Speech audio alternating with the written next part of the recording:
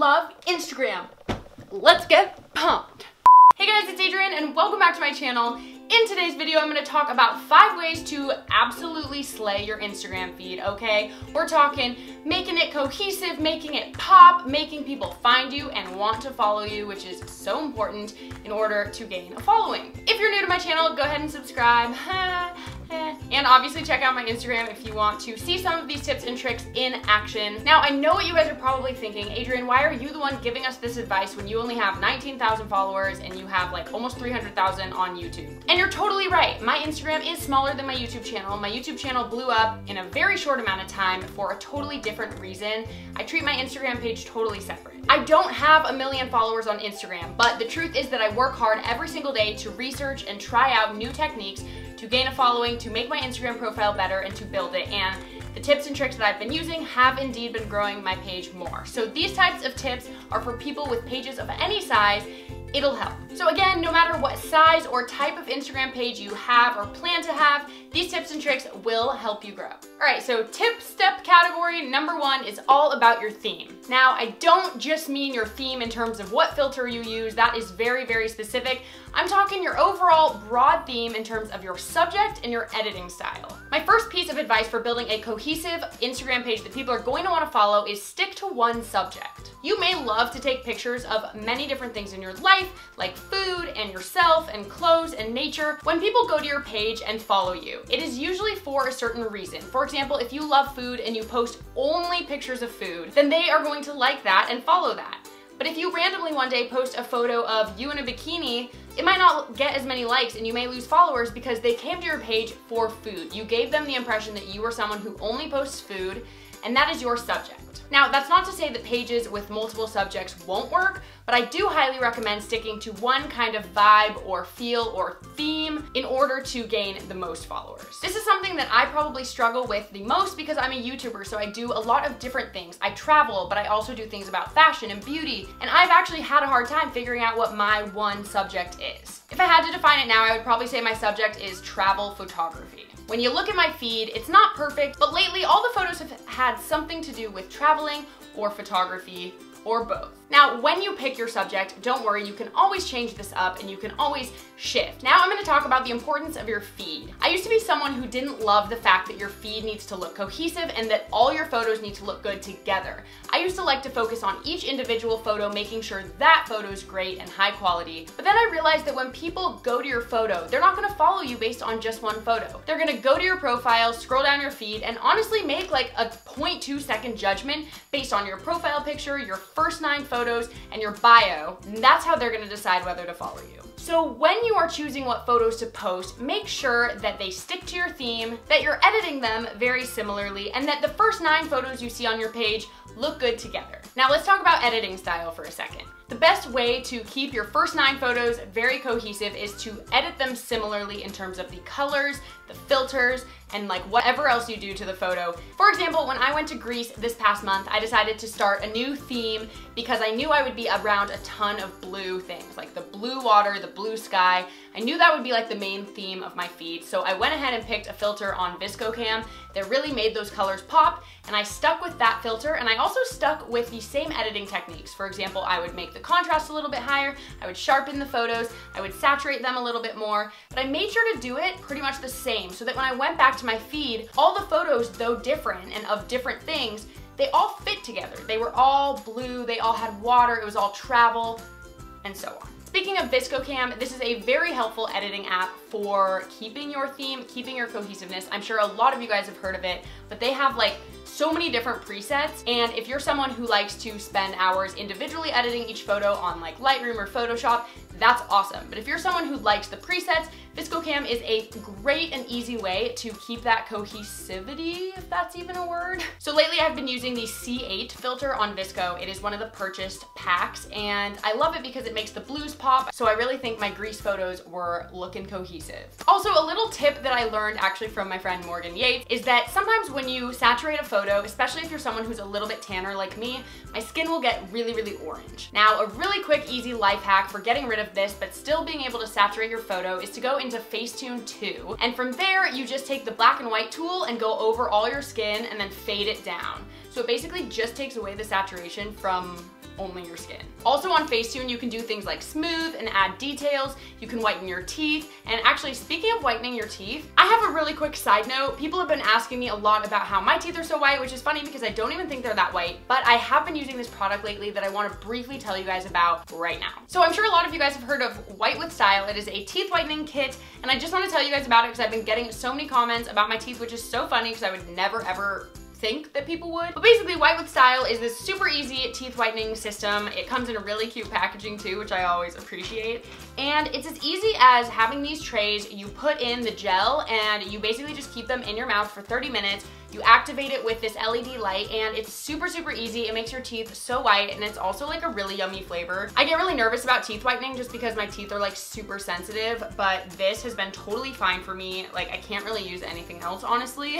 Anyway, white teeth can always help with a better Instagram photo, a better selfie. So if you don't want to be editing your pearly whites, but you actually want them to be pearly white, then you guys should purchase your own White with Style kit. I actually have an awesome deal for you guys. So normally it retails for $269.99, but by watching this video and using my code, you can actually get yours for only $28. My coupon code is right here, and also there is a link down below, so if you guys are interested in purchasing this for only $28, take advantage of this deal and let me know what you think. Now on to tip number 2. Shoot as many photos as you possibly can. What I like to tell people is to make a habit of looking at things through a photographer's lens, through an Instagram lens. If you happen to be taking a photo for Instagram, maybe your friend is taking a picture of you, try to also take photos of things around you at that moment, like a flower or like a picture of you and your friend. Get as many variations of whatever setting you are in. That way you can have filler pictures. You never know when you're gonna need a photo to post, you don't have a new one, and this will already fit your theme because it'll be very similar lighting, similar colors. Usually my strategy is that when I know I'm taking a photo for Instagram, I'll take as many as I possibly can. I'll pick 2 or 3 of my favorites, I'll edit those, and then I'll see how they look on my feed. So I've talked about this in previous videos, but I have 2 main strategies for how you can look at what this photo will look like on your feed without actually uploading it. So strategy number 1 is to create a private Instagram page, and the only reason for this is that this is a place that only you see, no one follows it, and you can upload each Instagram pic that you upload on your main page. That way, when you're going to consider which post to upload next, you can just upload that on your private page, see if you like how it looks with your first 9 photos, with your feed, and if you like it, then you can go ahead and upload it onto your regular page. And Instagram makes this so easy now because there's just that arrow at the top and you can switch from account to account super easily. I highly recommend this. I think that this is definitely the best way to go. However, I do have option number 2, which is to use this app called Snug. I've been using it to test out what my photos are gonna look like with the rest of my photos. However, it's a little bit glitchy. A lot of times I can't load all my photos, or it just kind of bugs out, but at the end of the day, it does the job. It's just kind of annoying. So either of those strategies work really well, and I highly recommend doing that if you want to stick to the cohesive theme of your Instagram feed. You'll be able to see very easily if your photos fit in with your previous photos. Another strategy I use to not lose my mind is I actually create a separate folder in my photos for my Instagram posts. So for example, in Greece, I made a Greece folder that had all my Greece photos just so that later on I can just easily pull up that folder. And then I had a folder called Greece Edited. That was once I took those photos and I picked my 2 to 3 favorites, I would edit them, I'd put them on VSCO Cam and Facetune, and once they were ready to post, I would put them in my Greece Edited folder. It's just such an organized way to keep your photos, because then when you go to post a pic or you need a pic to post, you can just go to that folder and you can know that those are all edited the way you like. For example, I'm someone who likes to edit photos 3 different times. I'll do it on VSCO and then I'll save it, and then I'll do it on Facetune and then I'll save it, and then I'll do something else and I'll save it. And eventually I forget which version was the one I liked the most. So by doing this, it eliminates that problem. It's right there, just easy to see, and you can also get a feel for kind of how your feed would look, because at least they're all with each other. The third most important thing, in my opinion, when it comes to photography for Instagram is your lighting. In order to have a good Instagram feed, you do not need to be a photographer. You do not need to have expensive equipment. You really don't. So having good lighting in your photos is something that is so easy to think about and do, and it'll take your quality up to the next level no matter what equipment you have. My rules of thumb are these. Try to use natural light if you possibly can. That can be as simple as, if you're taking a selfie, face towards a window. Don't face away from a window, or you will have a shadow all on your face and it'll be completely blown out in the background. Try not to take photos in harsh sun.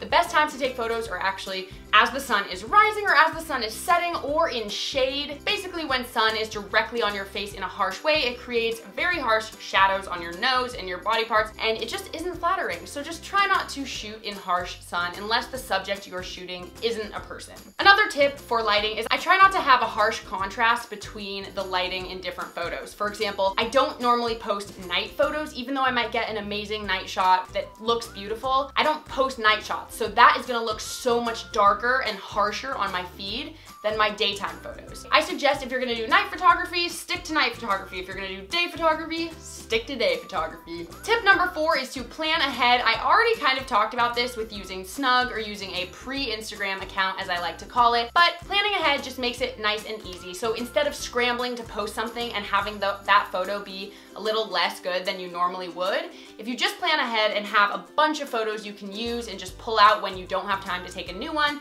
is really, really helpful. And speaking of the frequency of posting, I've heard from so many people. I've watched Sawyer Hartman's video, I watched Peter McKinnon's video, I've watched so many videos about how to grow your Instagram following, and what everyone tends to say, like as a rule of thumb, is that posting 1 time a day is pretty prime. However, Sawyer in his video did mention that some accounts are the type of accounts that post once a day, and it's like pretty good photos, but not always like the most amazing perfect photos, but like very high quality. And then there are some accounts that post once a week, and that once a week photo though is incredible, top-notch, high quality. Both types of profiles can work. However, for my purposes, and probably for a lot of your purposes, I think posting 1 photo a day is the right amount. Tip number 5, and my final tip, is to utilize Instagram stories. Posting on your Instagram stories a lot, but also maybe making Instagram story specific content could be really helpful in gaining your following. Now, I mostly say this because when you post an Instagram story, your little bubble will pull to the very front of people's pages. So right when they open Instagram, there you will be, and more people will see you and more people will click and follow.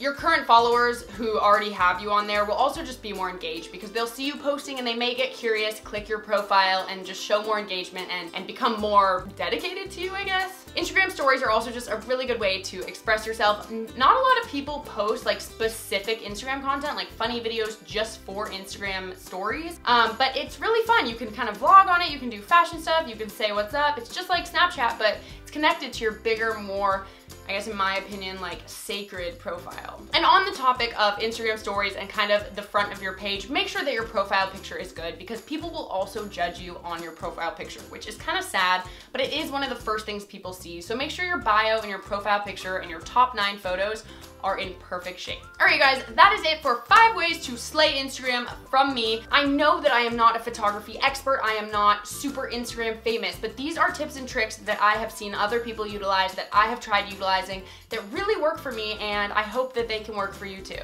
I love making videos like this, so if you guys like this, be sure to give it a thumbs up so that I know, and I will see you guys in my next video. Bye!